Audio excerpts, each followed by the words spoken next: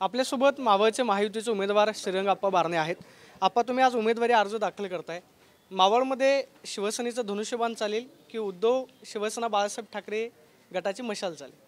या मावळ लोकसभा मतदारसंघामध्ये या ठिकाणी असणारा मतदार हा विकासाला मत देणारे, देश कुणाच्या हातामध्ये द्यायचं त्या दृष्टिकोनातून निर्णय घेणारे।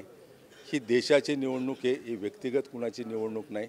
आणि देशहिताच्या दृष्टिकोनातून मावळच्या जनता आणि मावळचा मतदार हा 100% मोदीजीच्या नेतृत्वाखाली, शिंदे साहेबांच्या नेतृत्वाखाली या मतदारसंघातला मतदार आम्हाला मतदान करेल।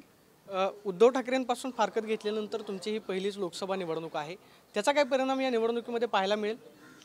ही निवडणूक देशहिताच्या दृष्टिकोनातून अतिशय महत्त्वाची आहे। आणि आपण पाहिलं असेल, गेले 10 वर्षामध्ये मी स्वतः या मतदारसंघामध्ये अनेक योजना राबवलेल्या आहे, अनेक विकास निधी हा केंद्र आणि राज्य सरकारच्या माध्यमातून आणलेला आहे।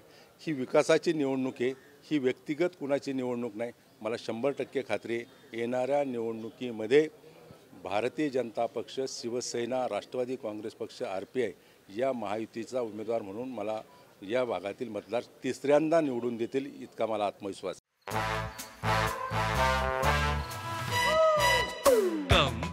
Come, my love, please don't say no, baby. Come, my love.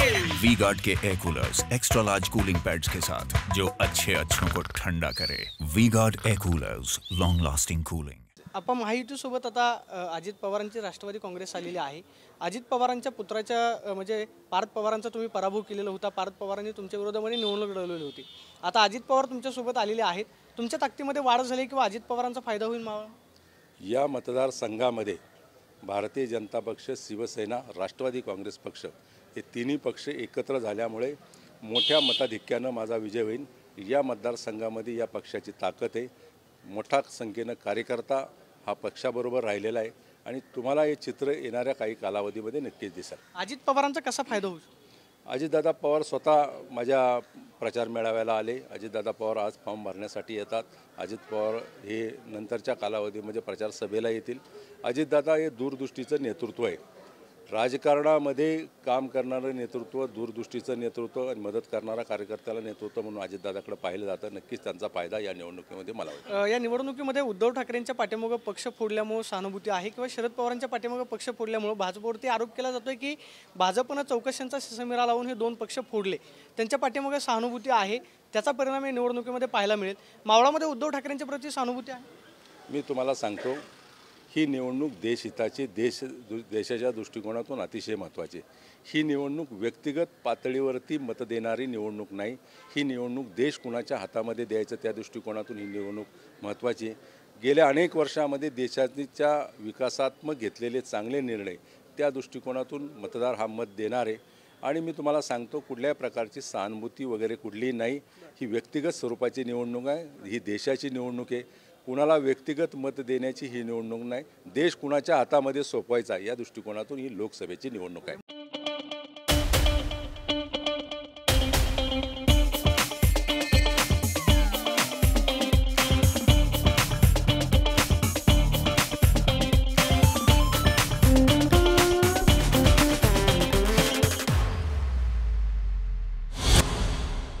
मोदींना पाहून तुम्हाला लोक मतं देतील? मी माझे गेले 10 वर्ष केलेलं काम, त्याचप्रमाणे देशाचे पंतप्रधान सन्माननीय नरेंद्र मोदी यांनी देशात केलेलं काम, राज्यामध्ये सन्माननीय एकनाथजी शिंदे, देवेंद्रजी फडणवीस, अजितदादा यांच्या नेतृत्वाखाली राज्य सरकारचं काम आम्ही विकासाला पुढं घेऊन, विकासात्मक केलेली कामं पुढं घेऊन जातोय।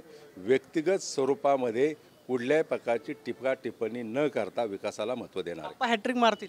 100% मी तुम्हाला सांगतो, आत्मविश्वासानं सांगतो, येणाऱ्या निवडणुकीमध्ये तिसऱ्यांदा लोकसभेमध्ये श्रीरंगाप्पा बारणे पोहोचणार आहे। आपण पाहतोय की येणाऱ्या लोकसभेमध्ये श्रीरंगाप्पा बारणे पुन्हा खासदार म्हणून संसदेमध्ये दिसतील अशी प्रतिक्रिया श्रीरंगाप्पा बारणे यांनी दिल्याचं पाहायला मिळतं। कॅमेरा पर्सन सुशांत राऊत, मी प्रदीप कापसे, TV9 मराठी, पिंपरी चिंचवड।